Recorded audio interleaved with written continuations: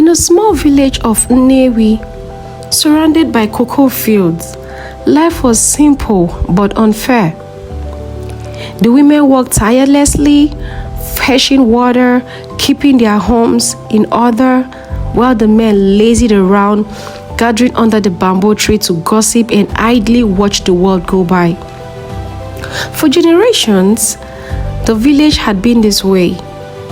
The men took pride in doing nothing, and the women bore the burden of their laziness. But everything changed when Ndidi arrived. Ndidi was unlike anyone the villagers had ever seen. She was a large woman, always dressed in expensive red garments that shimmered the sunlight. Her appearance alone was enough to stir whispers. But what really caught the villagers' attention was her wealth. Within days of moving to the village, Ndidi bought a large plot of land on the outskirts of the cocoa fields and began building a grand estate. The women watched in awe while the men gossiped around, wishing the woman could come marry any of them. This new villager seems to be doing well, Lou. I wish she can come marry me now. I would don't touch my poor wife. No. What about me? If she can marry all of us, it will be better now. Rumor had it that Ndidi is a widow and she doesn't work, yet every time Ndidi left the house, she seemed to have more money than the last time, flaunting her wealth in fine jewelries and exotic fabrics. However, the little male children in the village always seem sitting at home while their sisters go around fetching water and doing all the house chores.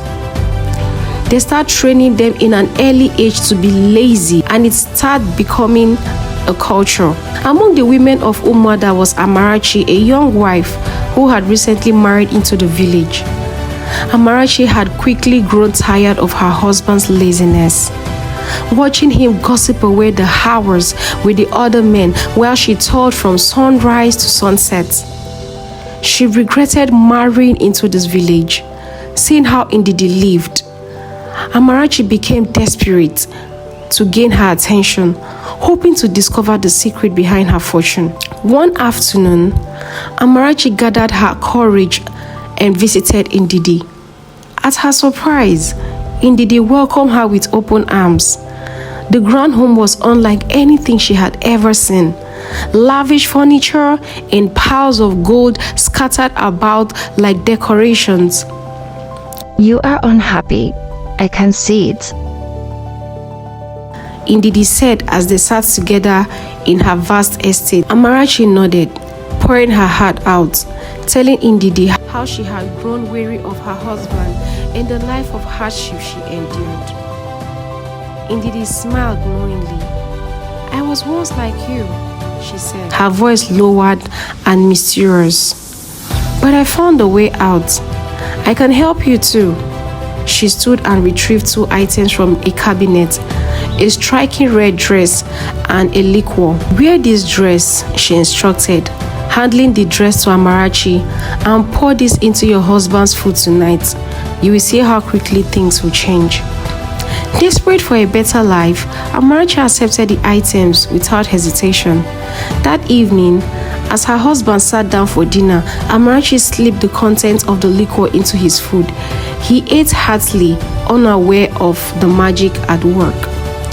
Later that night, Amarachi was shocked to see her husband clutching his stomach. But instead of collapsing, he began to vomit.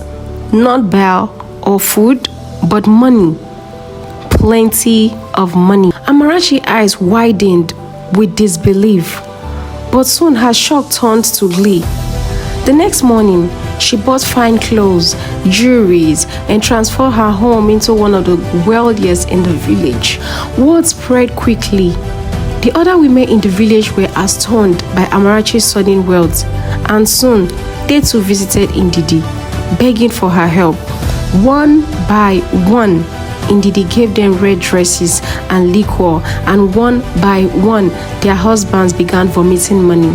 The village women grew richer and richer, while the men, too weak and confused to fight back, were left to watch helplessly as their wives gained power. As more women joined, they formed a group called the Widows Club. Though their husbands were technically alive, they might as well have been invincible, reduced to nothing more than vessels for money. The men began to grow fearful. Some of them mysteriously vanished, leaving behind only their wealth and rumors of foul play. Others, terrified of what was happening, fled the village entirely, hoping to escape the fate of their peers. The men who remained sought help from traditional priests and herbalists, begging for a chance to protect them from the women's newfound power. Me, I can never run from a woman who, a whole me. Me, Emeka one of Newi, I can never. One of the men said, but Ndidi's magic was too strong. The charms failed, and the Widows Club continued to grow in wealth and influence, while the men of Newi became more desperate. On news of the strange happening in the village spread far and wide. Pastors from nearby town came to perform prayers and deliverance for the men, but nothing worked. The village was gripped by fear and chaos. No man was safe, and the Widows Club seemed unstoppable. That was until a man of God known for his miracles arrived in the village. He was different from other men, strong, confident, and unafraid. He called the men of the village together and spoke to them. Your women have been carrying the weight of this village for far too long. You have sat idle, letting them suffer while you did nothing. The only way to break this curse is to support them. Walk alongside your wives. Walk alongside your wives. Respect them, and the power of unity will deliver you. He prayed fervently. As he did, a strange wind swept through the village. The men who had been vomiting money felt it, and the enchantment began to lift. Their bodies no longer bound by the spell. One by one, they walked towards the pastor. But as the power of God moved through the village, something darker was at place.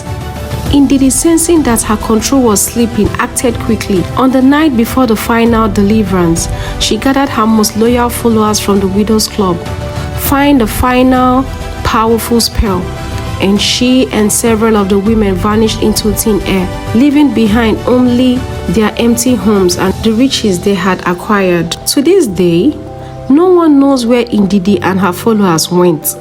Some say they moved to another village, where they continue to live in secret wealth and power.